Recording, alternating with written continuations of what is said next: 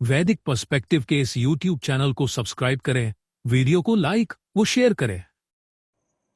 ओम इमाम अग्ने सरणी मीम रसो न इम मध्वानम यमगाम दूरात आपिह पिता प्रमतिः सौम्यनाम भूमि है इस्यरे सी क्रन्मर्त्या नाम।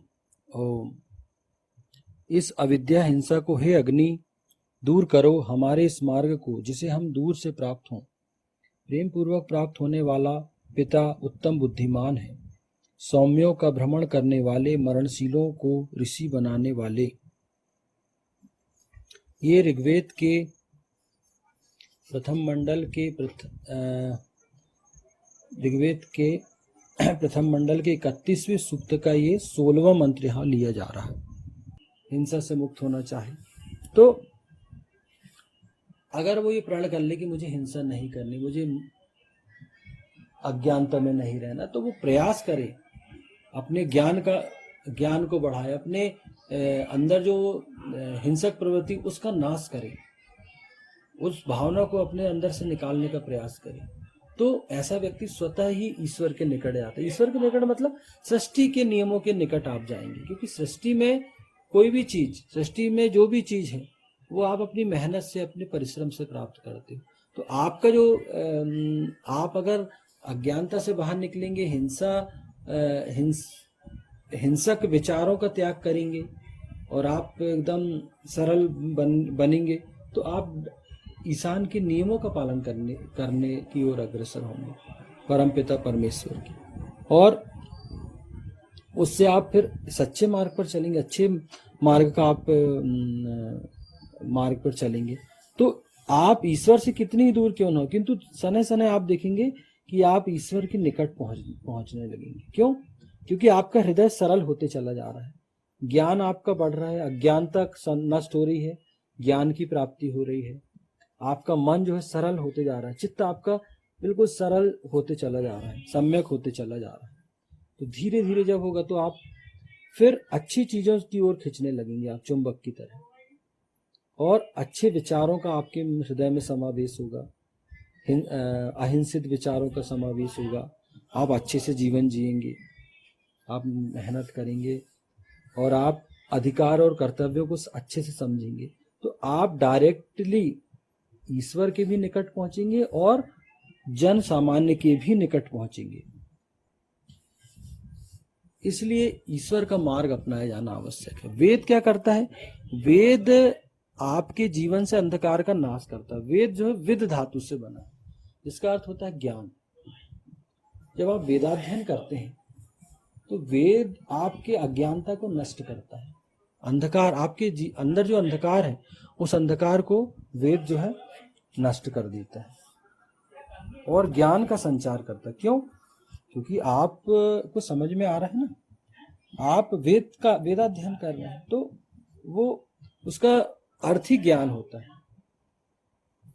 तो आप जितना अध्ययन करेंगे, जितने नियमों को समझेंगे और अपने जीवन में अप्लाई करेंगे, सिर्फ पढ़ने से नहीं, वेद को समझना, पढ़ना, उन नियमों को समझना, उनको अंगीकार करना और उस आधार पर जीवन यापन करना, तो आप बहुत अधिक आगे बढ़ेंगे।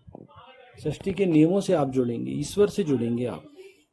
क्यों? क्योंकि वेद में अनंत ज्ञान, अथाह ज्ञान, और जो व्यक्ति जिस उद्देश्य से जाता है वेद के पास, वेद उसकी उस समस्या का समाधान करता है। आप जब अध्ययन करेंगे तो आपके लिए जो आवश्यक चीजें, वो ज्ञान आपको प्राप्त होगा। वो ये विशेषता है वेद की। तो क्यों ना हम वेद की ओर लौटें। महर्षि दयानंद सरस्वती ने भी कहा था कि रिटर्न टू वेदास, वेदों की ओर लौटो।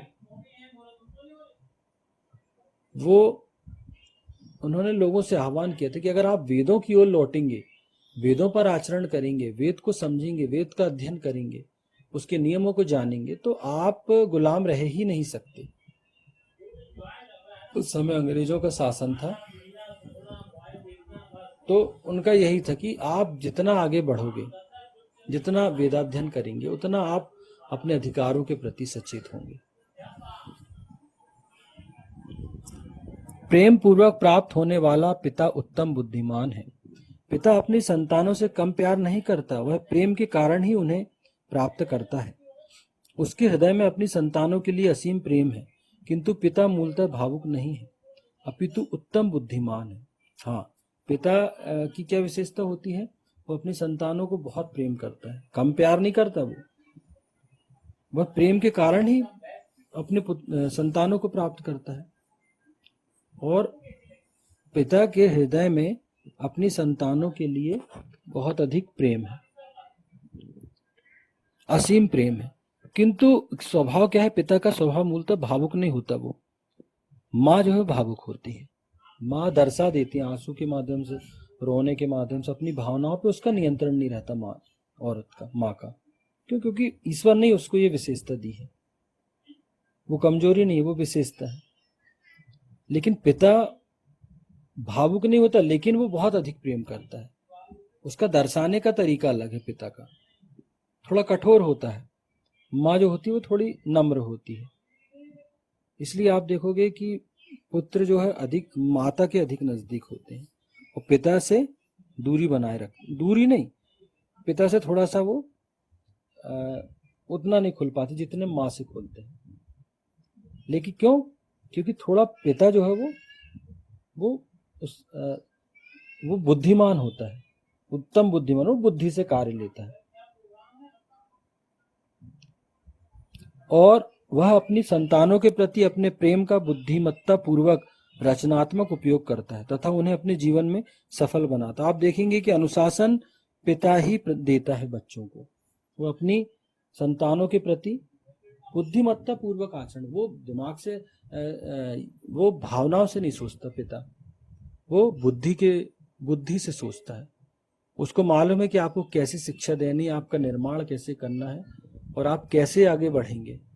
अब वो आपके पूरे भविष्य का जो खाचा है, साचा है, आपके भविष्य का चित्र अपनी आंखों में देख लेता है और आपका भविष्य कैसे उज्जवल बने उसके लिए वो रचनात्मक कूटनीति को अपनाएगा। रचनात्मकता का प्रयोग करता है, वो बुद्धि का प्रयोग करता है और थोड़ा अनुशासित भी रहता है। पिता अनुशासन स्थापित करने का प्रयास करता है और फिर वो अपनी संतानों का निर्माण करता है।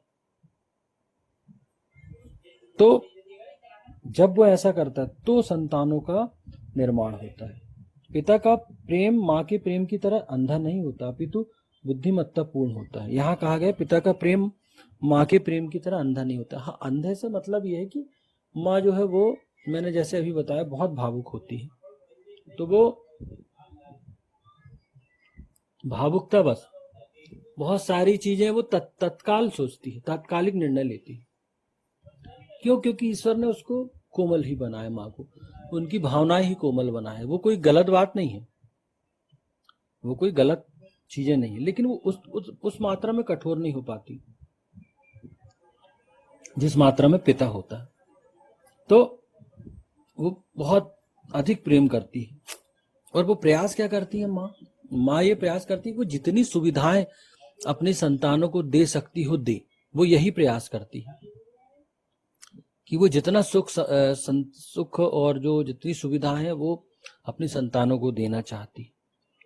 अगर बेटा रात में भी लेट घर आएगा तो माँ जो है उसको सोचती है कि मैं अपने पुत्र को एकदम ताजा भोजन बना के खिलाऊं। जबकि पिता क्या करेगा? एक निश्चित कर देगा भाई इतने बजे आपको घर आना है, और अगर आप उसके बाद घर आओगे तो वो स्पष्ट बोलेगा भैया इसको खाना मत देना, चिल्लाएगा अलग। लेकिन माँ जो है वो चुपचाप पिता की चोरी से खाना खिलाएगी उसके मन का, फिर उसको समझाएगी बेटा ऐसा क्यों करते हो, पिताजी नाराज होते तो तुम ऐसा क्यों करते हो, ऐसा नहीं करना चाहिए। तो यही है, पिता जो है वो बुद्धिमत्ता पूर्ण होता है। इसे अच्छी तरह समझे जाने की आवश्यकता है।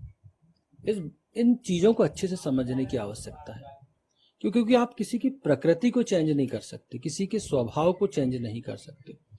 औरत और पुरुष का स्वभाव अलग अलग होता है। औरत कोमल होती है, नम्र होती है, भावनाएं उस पर हावी होती, क्योंकि वो भावनाओं से काम लेती है। लेकिन पिता जो है वो थोड़ा कठोर होता है, वो अपनी भावनाओं को एकदम से वैसे प्रदर्शित नहीं करता जैसी माँ कर जाती है।